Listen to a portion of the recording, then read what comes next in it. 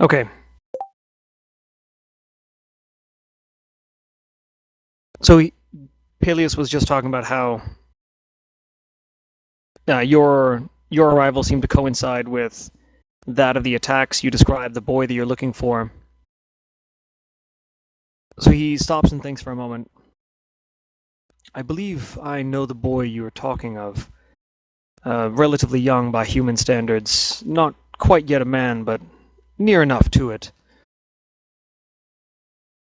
He's good friend to most of the children in the village. Perhaps I will speak to Rael of this.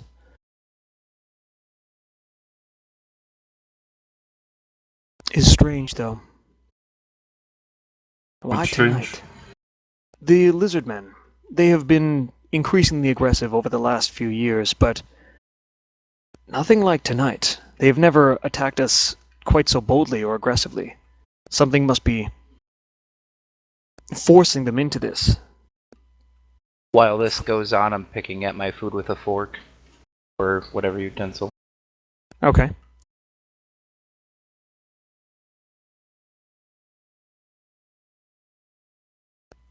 In the many years that I have lived here, the lizard folk I have known to always be, well, relatively peaceful. Provided you are cautious when entering their territory, they will not even attack you. Something must have caused this, but when I spoke to our druid in the grove, he had no wisdom he could share. I even wrote to the Arcanum Spires, see if they could provide us some form of ward or protection. Not such to no avail. At the mention of the spires, Theon, you go from picking at your food to a little bit more nervously, kind of glancing around a little bit. Supposed to know about that shit? Hey, I'm describing how your character reacts. Peleus continues. What I do know, if you are searching for someone, if they have disappeared, it is likely connected to these other kidnappings and various disappearances. Such things have struck our village several times over the past few weeks. At that moment, I interject, and I ask him, Peleus, many years ago I lived in the village as a young boy.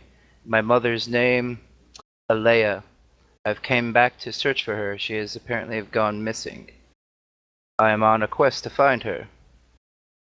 Do you perhaps know if she was part of these kidnappings? Peleus leans back in his chair a little bit.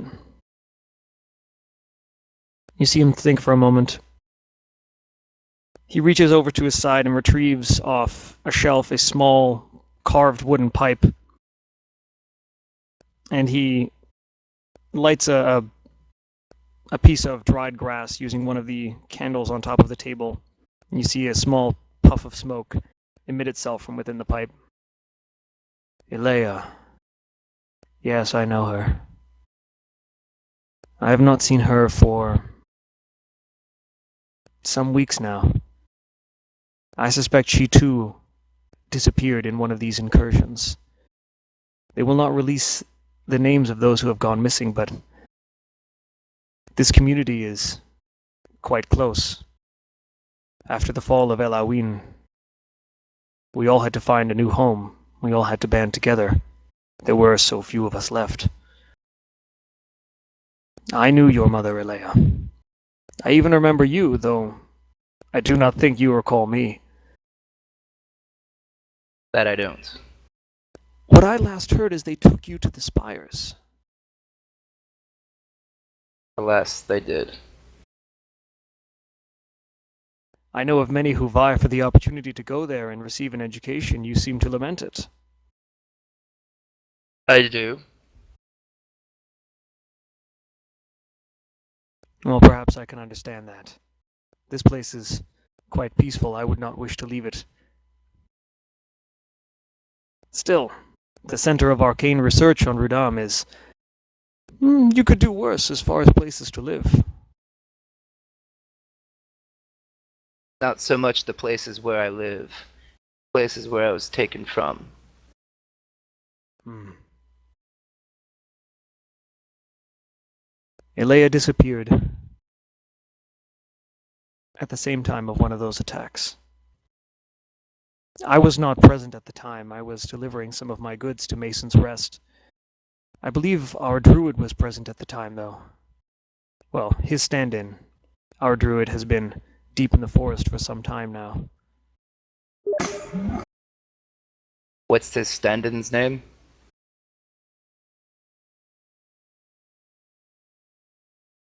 The stand-in's name, I now have to randomly generate one, because I didn't think anyone was going to ask about that.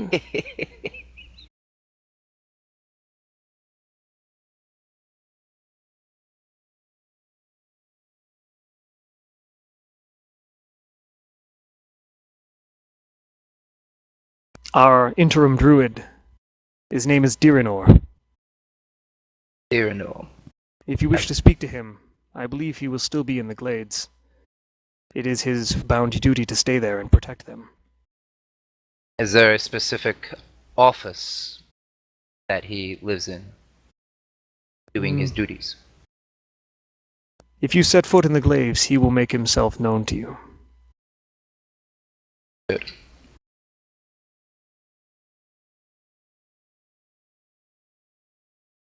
You hear him call out into the other room, Real, come and speak to me for a moment. And the four of you recognize the older of the two boys come out from the room that they had disappeared into. He looks freshly washed. He's got a clean shirt on. Hair still a little bit damp. And he patters out, and you can hear the small slapping of his ever so slightly wet feet on the wooden surfaces as he runs over to his father's side. Real, these men are looking for, I believe, a friend of yours. His name is Urun, a human. Real then looks around at the group. I haven't seen Urun for quite some time, but he likes to come and play with us every so often. I don't know where he is. Are you gonna find him? That's the plan. Well, when you do, tell him that I'm not mad at him anymore. I didn't want him to go away. And the boy kind of looks down and becomes a little sullen, kind of looking down at his feet. His father picks up his chin. What did you guys fight about? Well, I told him that the forest belongs to us. We were given it by the king when the old city fell. At least that's what I learned in school. And I said he didn't belong here, but I was wrong. At this point, Peleus speaks up. These lands are for all of us to share. And as many humans were displaced as we were.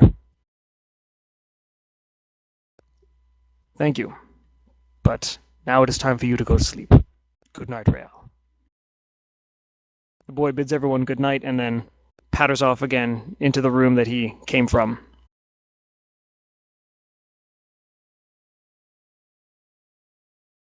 Peleus turns to the group of you. I grow tired as the evening encroaches. I welcome you all to spend the night here with us. I suspect we will be undisturbed over the course of the rest of the evening. I have little room here, but there is some space within the workshop as well. Shall we to bed, or was there something else you wish to discuss? I'm willing to go to bed. I'm willing to go to bed as well. Mindardus agrees. Pedwin? I want to take a look around the Just a casual look around the river before I go to sleep. Around the river? Okay. Alright, so Morris, Mindardus, and Theon managed to find different beds. Morris, the only place that will fit you is in the workshop. There is a bed that Peleus keeps down there. It's reasonably comfortable, and it's kept fairly warm by its proximity from the forge. So you get a reasonably comfortable night's sleep. Your feet are still sticking out over the bed because elf beds are not quite made to house somebody of your size. Okay. Um, Can I find like a stool to put at the end of the bed to support my feet? You certainly can. You need to put one stool for each foot, but you have two stools that you place at the foot of the bed with 1 foot on each. as far as this goes, does this count as like a well rested? I have no clue on here. Do I regain all my hit dice? Half of your total. Well, basically everybody that's going to sleep now is going to get a long rest, and you recover half your total hit dice. What is the difference between well rested and just a long rest? Well, after a long rest, you are well rested. Oh, okay. I have 3 hit dice. Does that mean I only gain 1? We round up? Yes, you're going to round up, so you gain 2. Okay. Wait, was that actually changed this today? No, it's always been round up because I always complain about taking extra damage when somebody does half damage to me. The policy is generally round up. Oh, it's round up. I thought you were always Tivo, you were always mad because the damage was being rounded down. Yes, that makes a lot of sense. You would do less damage. Well, no, it's more like when he gets hit and... Yeah, I just realized that though. Okay, so Pedwin, you're shown where your bed is, and you remember how to get back to this building, but you managed to find a moment where no one's looking at you, and you Super managed sneaky. to slink down the staircase. And are you heading back to the bank of the river that you were near before, like up near the northern border, or what part of the river are you going to? I just want to go.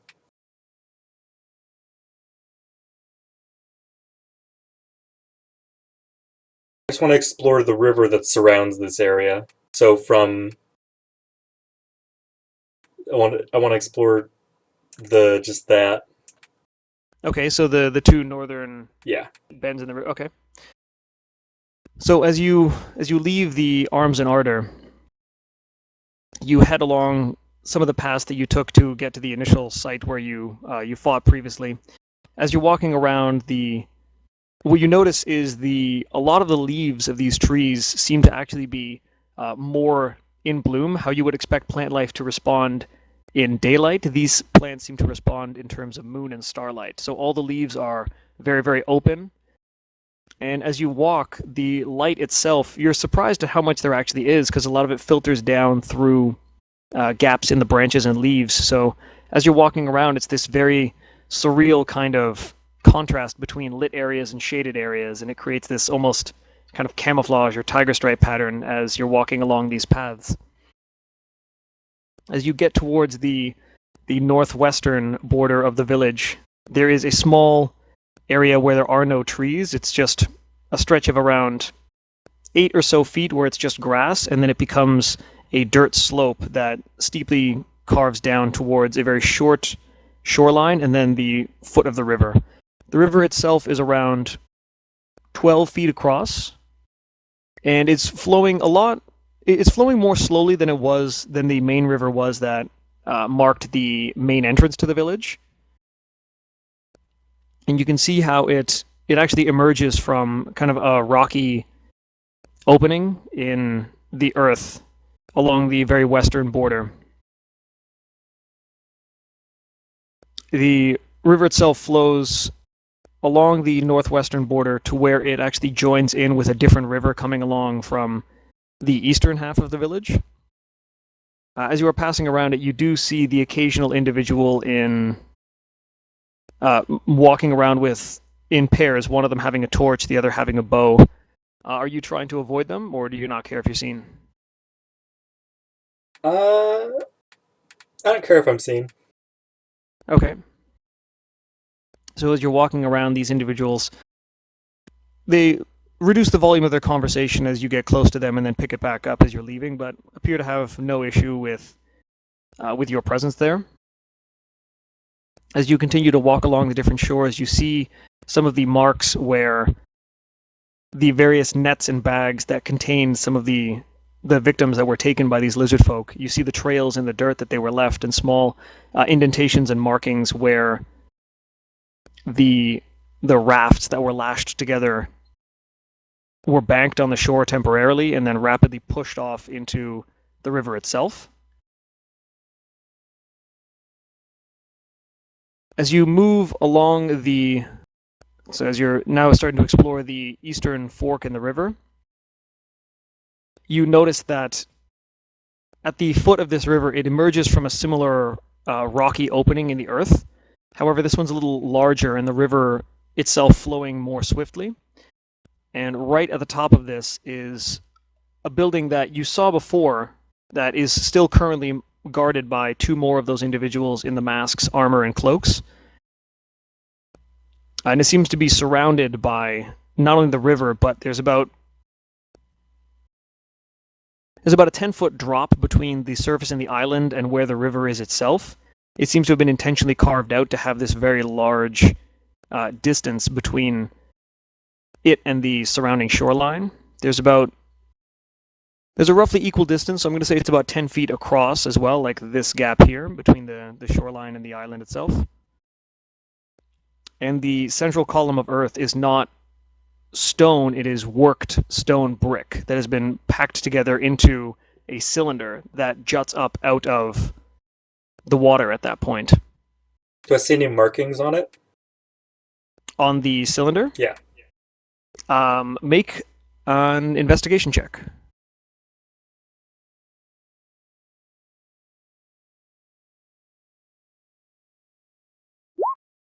Haha! Beauty. You see a lot of etchings that are very, very faint and would escape the notice of most people, but your eye catches different glints of light as you kind of maneuver yourself around this area, and you see that there are in fact inscriptions and symbols that are carved onto the column itself, and they are of an arcane nature. Can you make an Arcana check, please?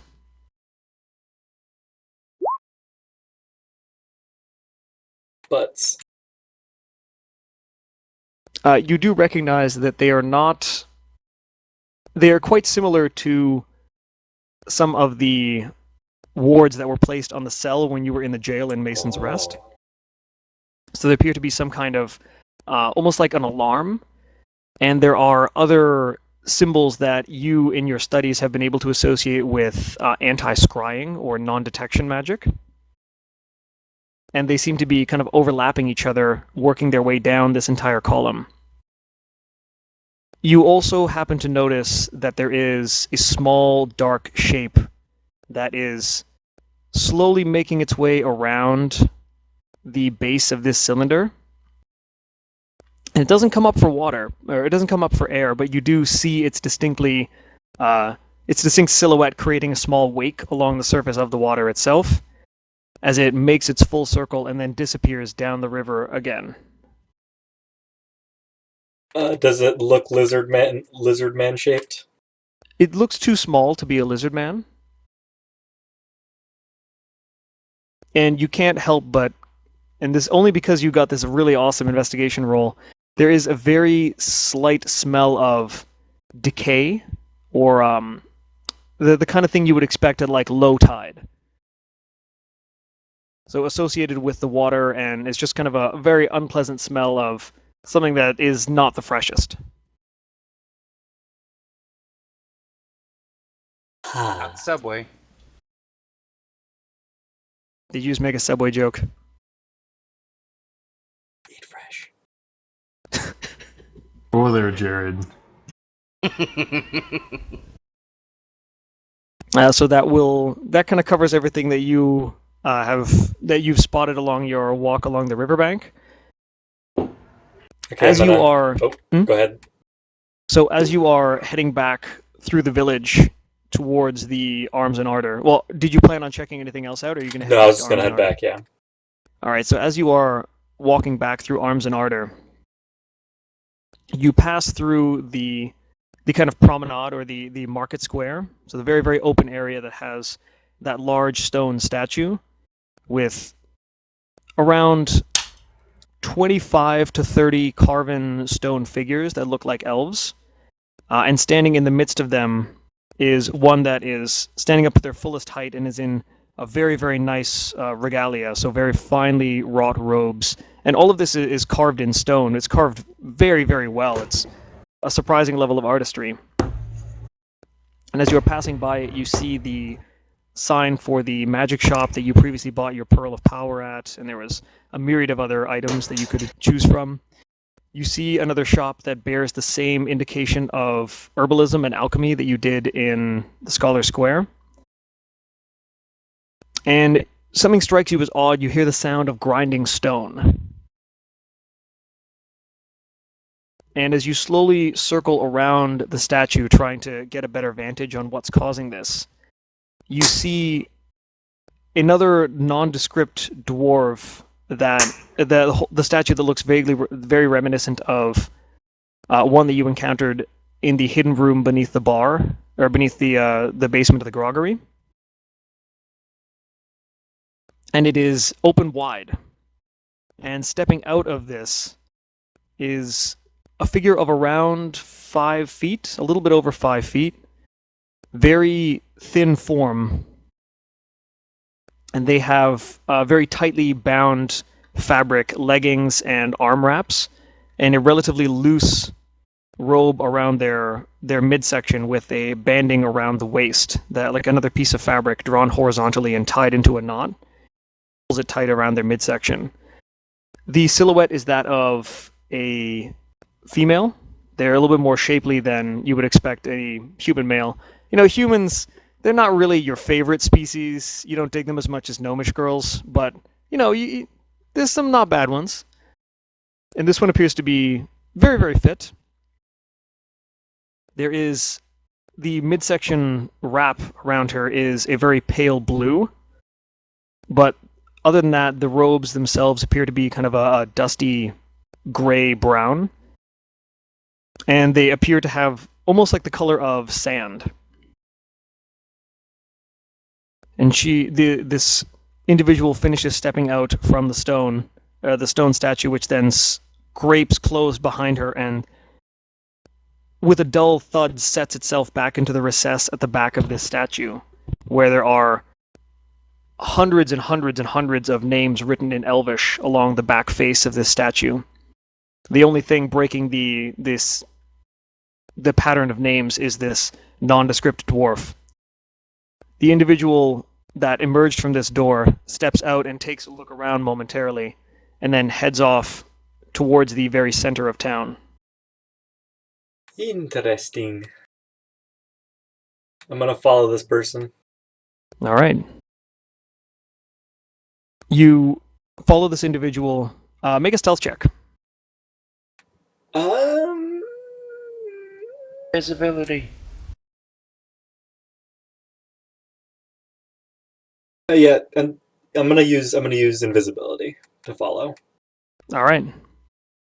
So you mutter an arcane incantation, your hands drawing arcane sigils in the air, and if anyone was there, they would see you simply fade away Oof. very, very rapidly over the course of about half a second. It's as if you are no longer there. So make your stealth check with advantage.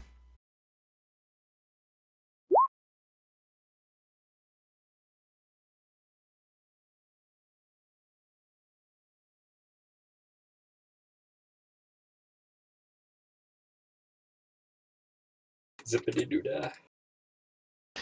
As you are following this individual, they apparently do not seem to notice your presence.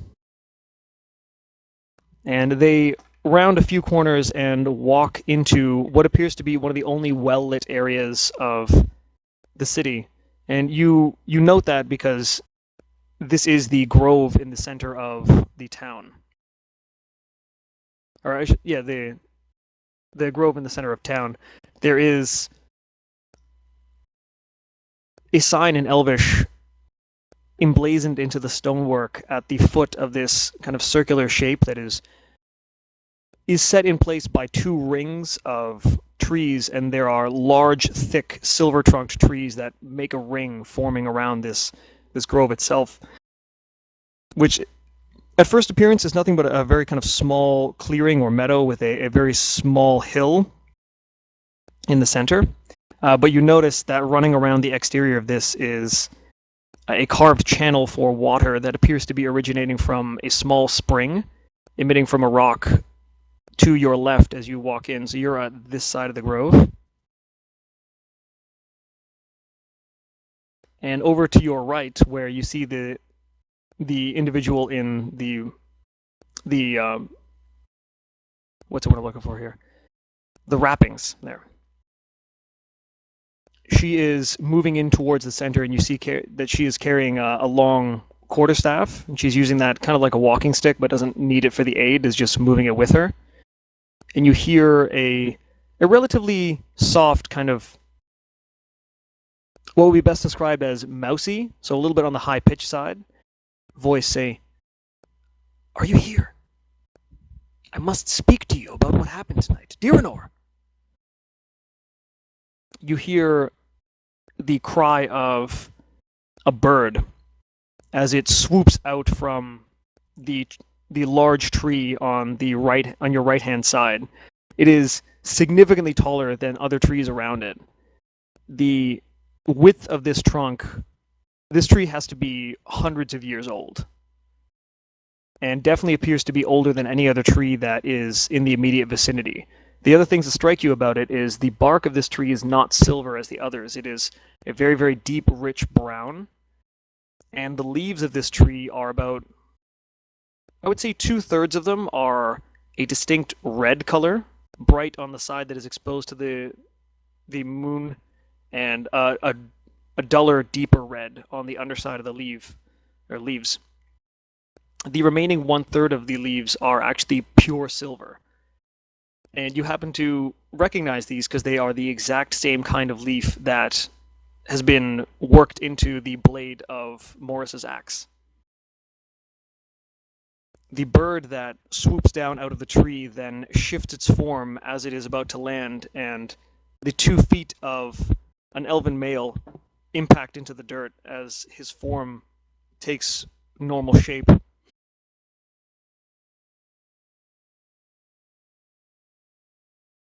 He kind of shakes his head and his shoulders, and he leans in toward her. "I was not expecting you quite so soon. Thank you for coming on such short notice."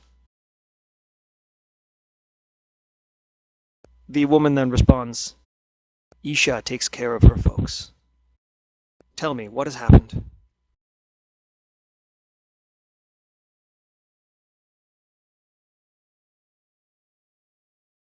The elf then exhales a deep sigh of what seems to be relief, and then sharply inhales. "Roshan, what happened? I thought these lands were protected. I thought you and the rest of her handmaidens were protecting us. What is Isha doing? Where is her gaze if she is not looking into these disappearances? We have lost over 30 of our people, and this cannot continue." The woman raises her hand to try and calm Diranor. She responds in very, very even tone, and you can tell that this is a practiced response. "Isha has many concerns on her mind now." The elf then interjects again before she can continue. "Is it true? Is the seal weakening?" The woman the name that you got associated with that is Roshan. She just takes a very long, hard look at him, and he turns away, basically getting an answer he didn't want with no words. P.S. Let me know if any of them would make a roll against the other. Not that they probably would, but I will let you know. So far, there have been no rolls on either of their parts.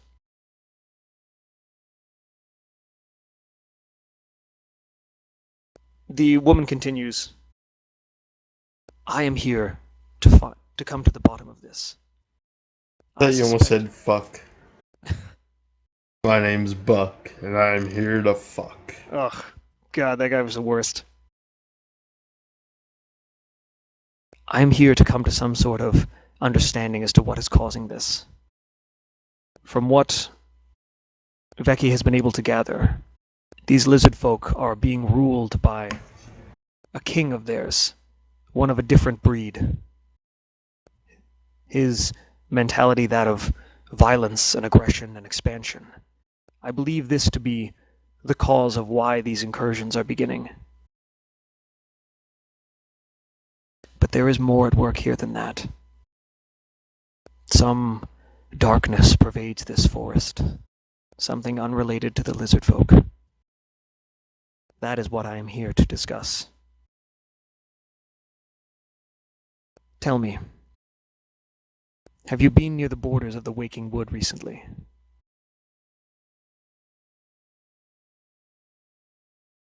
The druid Diranor then turns back to the woman Roshan. I am charged with protecting this grove, this tree. The Argent Oak is something that must be kept safe. I will not set foot outside this grove, for risk that it will come under attack. I have no information to give you. Speak to your Aarakocra friend. She has been prowling these forests from what you have told me. Ask Vecchi. If you have no other aid to offer us, be on your way. You hear a long exhalation from the human woman. She comes back with a somewhat hopeful sounding, I will return, and I will have answers for you. Do not despair, Diranor. And with that, she turns on a heel and begins walking directly towards you, Pedwin. I'm not gonna move. She is walking straight at you. You're going to stay still? Yes. Okay. I need to roll something here. Give me a sec. Should He's never rolling, put this one Joe. away. He's rolling. With its gangster? Oh my god, same roll. So the human woman, completely heedless of your presence, bumps right into you and just tumbles over.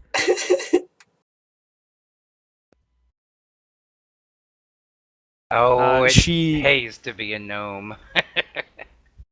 As she is pivoting over you, she manages to plant one hand and spring up with the remaining momentum and actually vault herself over, covering a couple of meters of distance and then landing on her feet, looking around very confusedly. I clap in surprise before I realize I'm supposed to be invisible.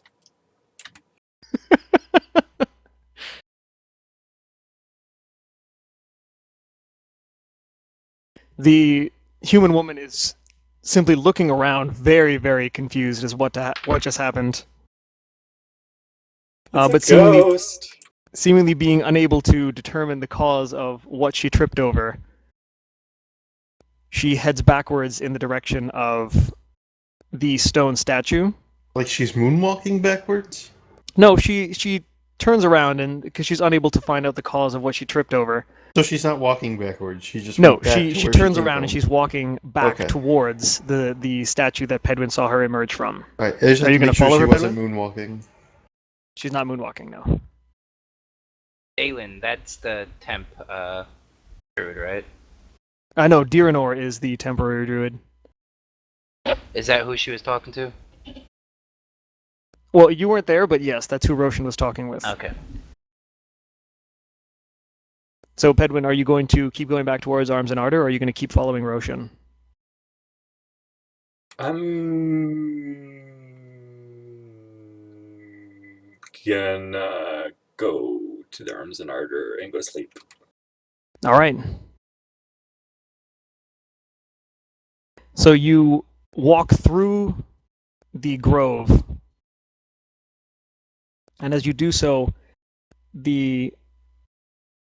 a bird similar to the form that you saw Diranor take before, it is blood red, and the beak appears to have small serrations on it, and has these wide, kind of blue-purple eyes set into its head. It swoops low and very nearly graces your head as it lands in the center of the grove, looking around in all directions. Make a stealth check. I'm gonna use my 19 portent for this. Didn't you give your 19 portent to Morris's persuasion with the shambling mound? I don't think so. Yeah, I would have. I would have. Didn't I write? I would have written that down. I thought I would have written that down.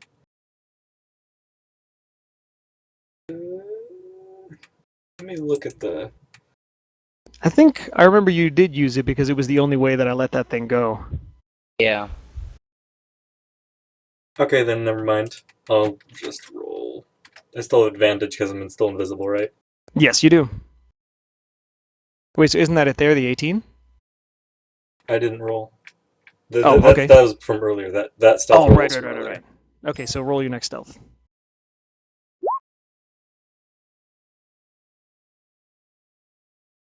I'm kind of sneaky,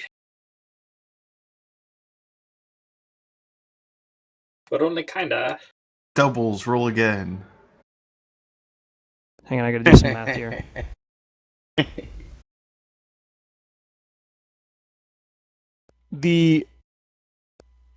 You see the bird, it seems to have a fixation on your general direction, and it's sort of keeping tabs on you as you're moving, as in like it's kind of homing in on the sound, but it can't seem to figure out where you are. But it's definitely aware that there's somebody nearby.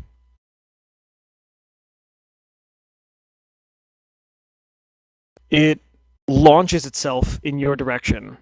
I want you to make a dexterity saving throw.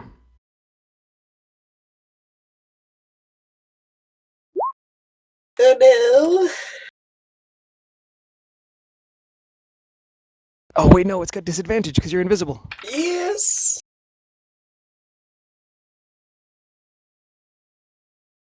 But So- no matter. The bird hurls itself in your direction and manages to clip your body with its wing. You barely get missed by the beak, which at this distance you can see is very, very sharp and has quite a pronounced serration to its bill. It manages to just miss you, but bumps into you with its wing as you take off running out of the grove. There doesn't appear to be any sign of pursuit as you make your way back to Arms and Ardor. Walking up the staircase, the lights in the building are, for the most part, dimmed and have been put out. But there is no door, per se. And you simply walk in and take your place in bed. Good night. Did anyone else want to be doing anything while Pedwin was gone? Oh, snoring. All right.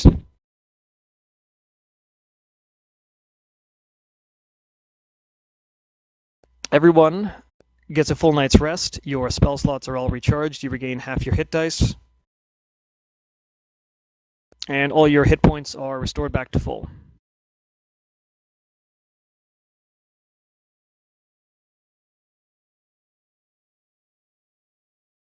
As you wake up in the morning, all of you encounter the family as they set themselves up for breakfast. So we long rested and have all of our shit back? Yep, you have long rested, you have all your shit back. Except for all my hit die. You get half your hit die back. Yeah. Which isn't all of them. Well, I don't know how many you good used. enough for me. How about my hit points?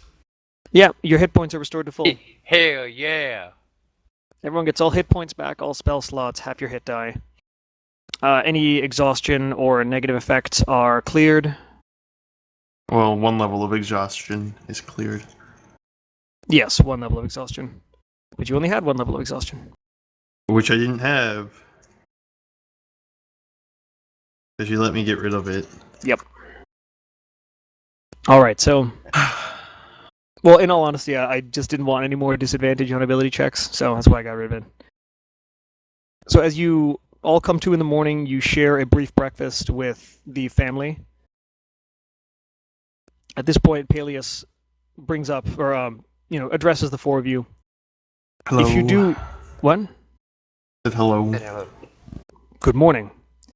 I was thinking over the evening, if the lot of you do intend to go into the swamp to try and chase down these disappearances, you will need something to protect yourself. The forest has of late become home to some more dangerous creatures. I have a friend who runs the alchemy store in our promenade. If you speak to him, mention my name. He is called Phineas, and if you tell him I sent you, he will give you a discount. You will very likely need some of his potions and antivenoms if you are to venture further into the swamp. Womp womp.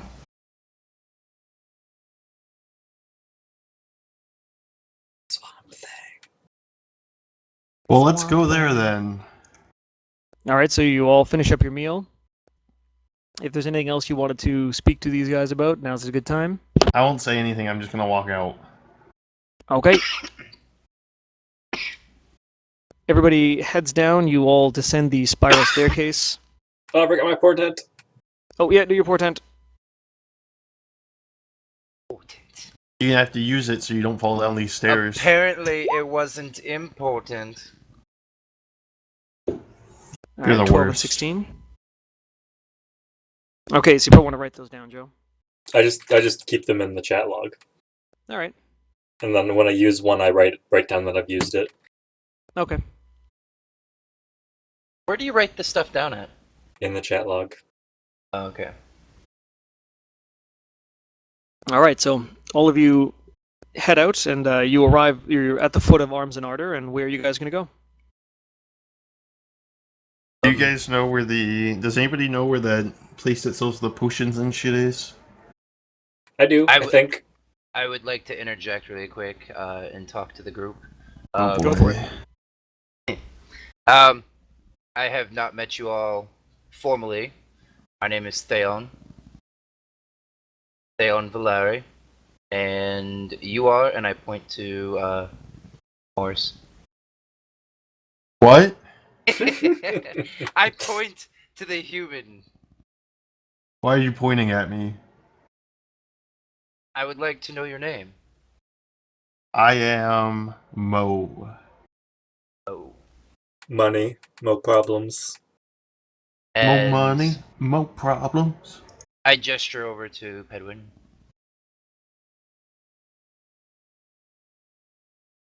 Hi.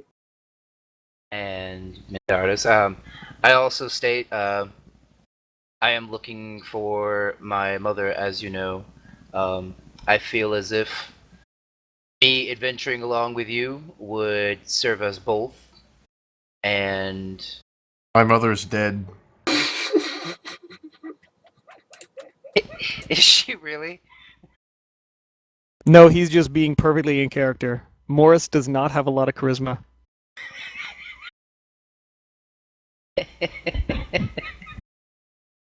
Mindardus introduces but I would himself. like to see this through. What and is? find Can I ask what your- Mendardis' charisma is? So I know how to act appropriately to this. Mindardus is... He hasn't displayed himself to be, a particularly suave conversationalist. He seems pretty roundabout average guy. You're not repulsed by him, but he's not winning you over with his charm. Seems like a pretty average dude.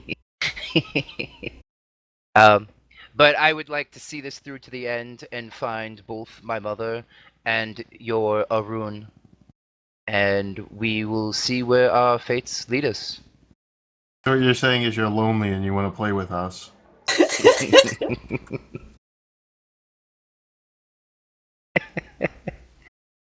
The piercing insight of Morris cuts through you like a knife. Well, I guess we don't have a choice. Mindardus pipes up at this point and says, well, I, for one, would welcome your company.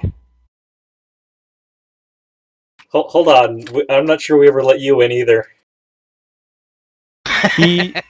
Mindardus turns on a heel and looks at the group of you. You would not have made it this far into the forest without me, and if you plan on going any further, you will need my knowledge of its layout. But they have me now. Okay, you two, fight to the death. Who? Make a okay with persuasion this. check. Me? That's Pedwin. No, Pedwin needs to make a persuasion check. Against who? Just make a persuasion check. I am considering using both my portents right now. Well, they're both going to make an insight check against you, against your persuasion, so I'm using tell me what you want to do. I want to use my portent 16. Okay?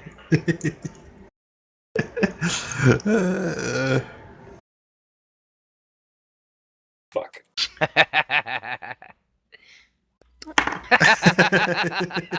Fuck. For a moment, you are almost overcome with the, in the excitement of meeting some new people and the potential of having some traveling companions. You're almost going to take up Pedwin on Theon. You're almost going to take Pedwin up on his offer to get into this friendly contest with Mindardus, but he's kind of been one of the people that has helped you out a little bit more. So you're inclined not to attack him. You haven't been presented with a great argument as to why you would start a fight in the first place, so you're deciding against it. Can I just kind of laugh and say, I like your jokes, little gnome. And I look over at Mindardus and say, I think me and you are going to get along quite well. Mindardus gives a very heavy nod, just kind of once up, once down. And you hear his cat emit a mule.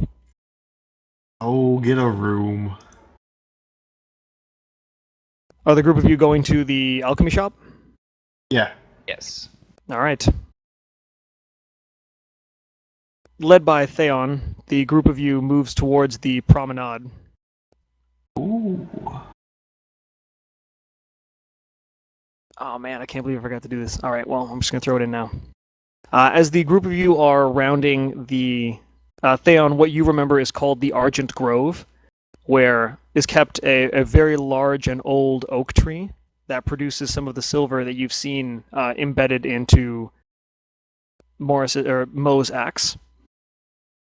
In the center, and Pedwin, this is someone you spotted last night, but given the sensitivity of the situation, you did not interact with. There is an individual that is in a very simple brown cloak who is sitting and meditating in the very center of the grove. Actually, you know what? No, they weren't even there last night. I'm getting my days confused. They are sitting in the center of the grove, and at their foot is a small book that appears to be every so often flipping a page on its own. While we are walking, can I ask Mo? I'm going to say, by the way, Mo, I think I may be able to help you. Would I be able to do a check on your Great Axe to see what other spell effects may have been equipped to that? No.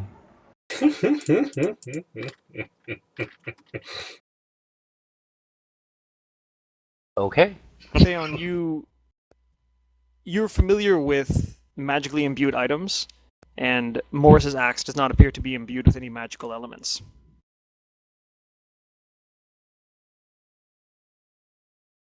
Just at a quick glance.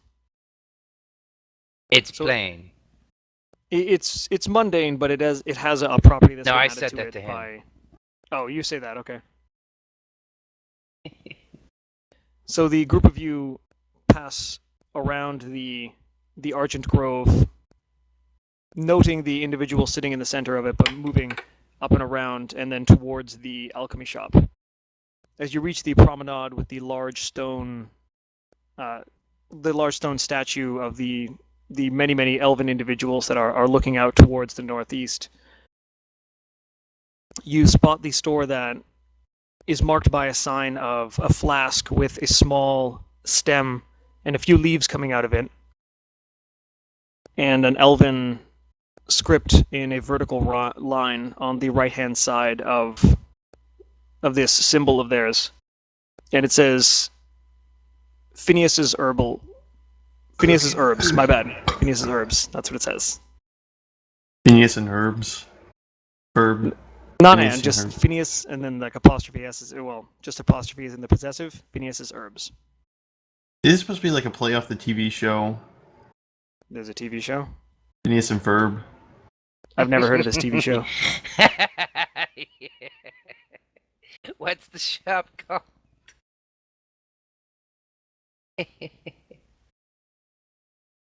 It's definitely a show, though.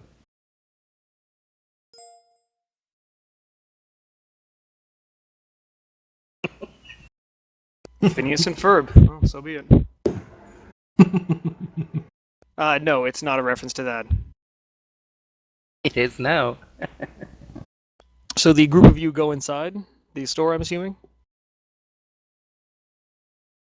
Yes.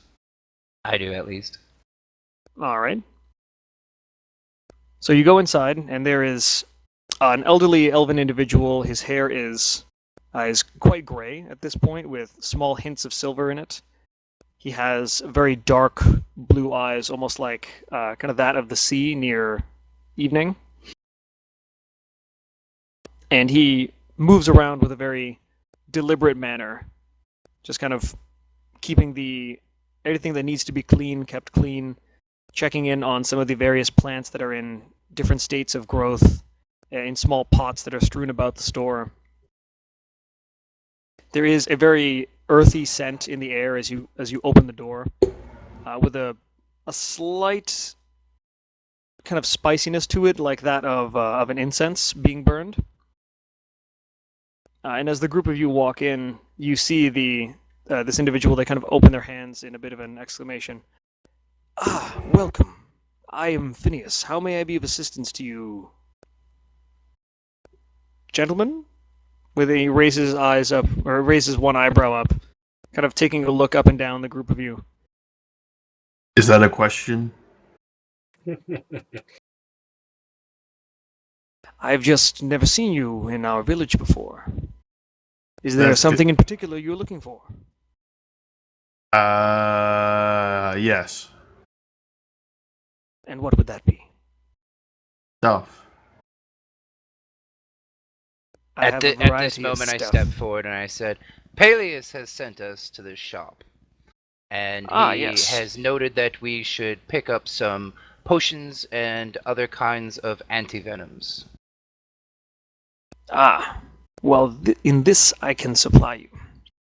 He reaches down and pulls up a small, two-tiered kind of shelf. It almost looks like a spice rack, but instead of spices, there are small flasks and vials. And he reaches in and pulls out from them. There are 2 vials of kind of green-brown liquid that he lays out on the counter. These are potions of protection against poison. If you should find yourself poisoned or suspect that you will be exposed to it, if you were to drink these, it will protect you from these effects for nearly 1 hour. It will neutralize any envenomation. Any time that something tries to inject a poison within you, it will be negated by this. What is more, if you are already poisoned and you imbibe it, it will cleanse your system of the poisoning. How much? If Peleus sent you, I would say each of these would cost 6 gold. 6 gold. I'll take 3. Unfortunately, I only have the 2. My supplies are beginning to run short. It is becoming increasingly dangerous to venture into the forest. I'll take If- 2. Very well. If you happen to find yourself there and you note any mushrooms of either red or yellow coloration, I would be very keen to have them. Them, along with a few roots and herbs which are much more easily acquired, are some of the ingredients I require to make these antivenoms and these healing potions, to which he indicates 3 other flasks that are sitting in this small rack of glass jars. Speaking of roots and herbs, what exactly would happen if I ate this one as I pull out the wiggling root from my bag and slam it down on the counter?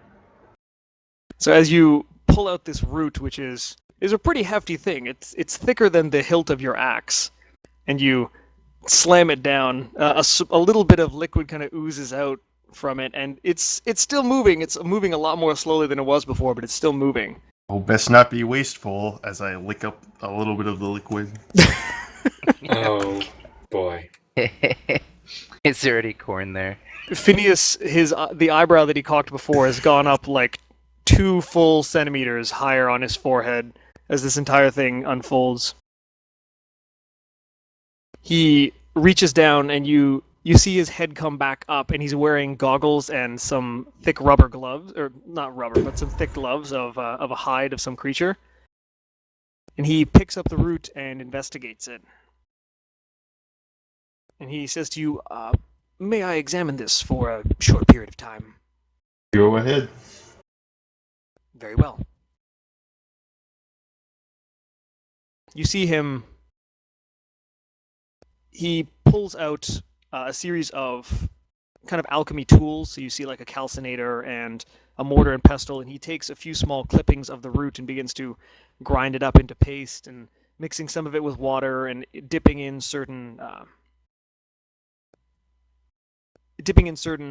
other herbs, certain pieces of paper, examining colorations, comparing light, burning small pieces of it. Wow, he's totally modifying your root. Well, no, it's the root itself is basically untouched. There's a few bits that have been clipped off of it. If it makes it easier, I can tell you where it came from. And where did it come from? He's actually not looking at you. He's just still investigating. This creature made of leaves, sticks, and other green things, like my dinner last night.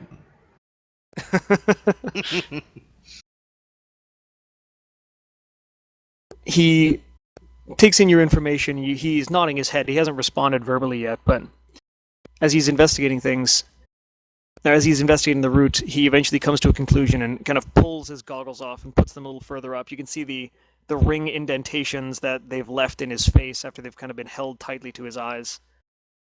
And you see him pull a mask down over his face that was initially covering up his mouth and nose. I believe this is a wandering root. Where did you say you encountered it? A creature attacked you? Yep. Well, The same type of creature attacked me before. I ate the root. It didn't taste very good. You ate it? And he Yeah. looks at you with kind of incredulously. Yep. Have you felt anything unusual? Nope. No, not hearing anything, voices, seeing things that aren't there? Nope. I look over at Mo and I say, weren't you able to persuade the other shambling mound? Nope. He would have no idea if he successfully persuaded it. He just yelled at it, and it didn't attack him once. Oh, okay.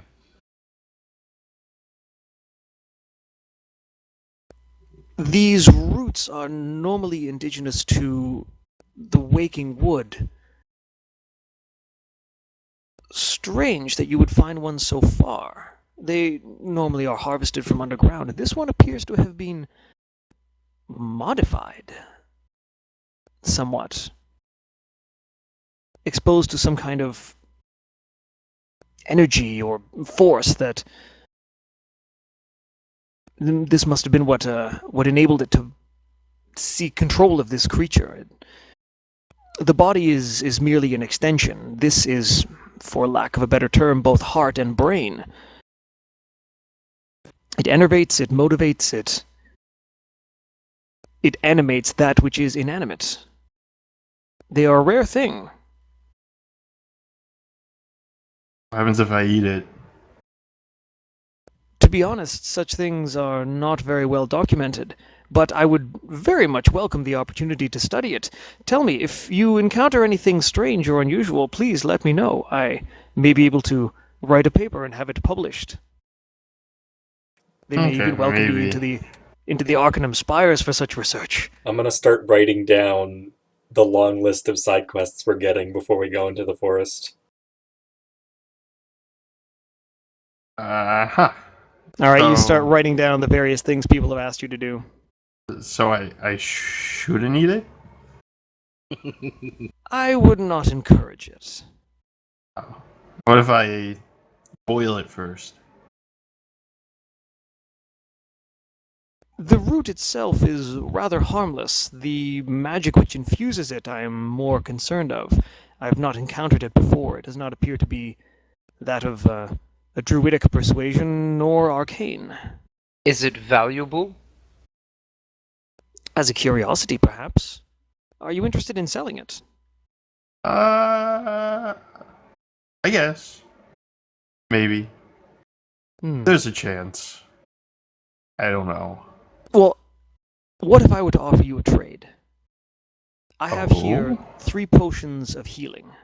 Oh. If you would give me this root and a small sum, maybe 15 gold, then I would consider the exchange a valid one. What if we did 2 potions of healing instead of 3? Then I would take the trade as it is, the root for 2 potions. With the 3 potions, does that include the discount that we get for Peleus? Shut up. I'll take that trade. Very well. He takes the root and puts it in a thick sack that he pulls up from beneath the desk, takes 2 of the potions of healing off of the small rack to his side, and pushes them towards you. Cool. And then I'll also buy the 2 potions of non-poisoning. Okay, so you can add to your inventory 2 potions of healing and 2 potions of protection from poison. How much gold do I lose? So that was 12 gold for the 2 poisons. That was the discount you got from Peleus. Okay, so 12 minus 33, I think it's 21. So is Stevo like Potion of the pack mule? poison control. Pretty much. Okay. Potion of poison control. I also buy horses. Which you guys left at the city gates. Yeah. So, if you happen to find anything out about the effects from eating that root, let me know. I will. How can I reach you? Or will you return to me? I don't know. Very well, if I How's encounter you again. this sound? Send a bird to the fish ship in the main city with information. You see him begin to write this down, and then you get to fish ship, and he pauses for a moment. He looks at you, looks at the root, looks at you again, looks back at the paper. You see him slowly scrawl out the words fish ship. Yes, And then he yes. finishes his notation, and then tucks it away. Do you guys call it like that because it looks like a fish on the map or something, or It's literally a fish ship. like it You looks won't- like a fish, or is it a fish? You can't miss it. He I looks look back to forward you. to that day. He says, "It is not me that would miss it, but this one here." And you see him pick up a small silver figurine that is a raven. Oh. Nonetheless, if somebody finds it, they'll know what the fish ship is. Very well. And he pockets the silver raven figurine and pushes it out of sight. Well, if there is anything else, I'd be happy to help you, gentlemen. I turn around and walk away. I quickly ask him if he has any more healing potions left. I have this one left for sale, yes. How much is that, and what is it? It is a potion of healing, and if you are friends of Peleus, then I shall give this to you for 20 gold. Holy shit. Yeah, I'll take one. All right, you can add to your inventory 1 potion of healing. How much does it weigh? You can check in the player's handbook for that. It's pretty light. Yeah. And it takes It does 2d4 plus 2 healing. Yes. +4. I'll be right back. I have to go to the bathroom. Okay.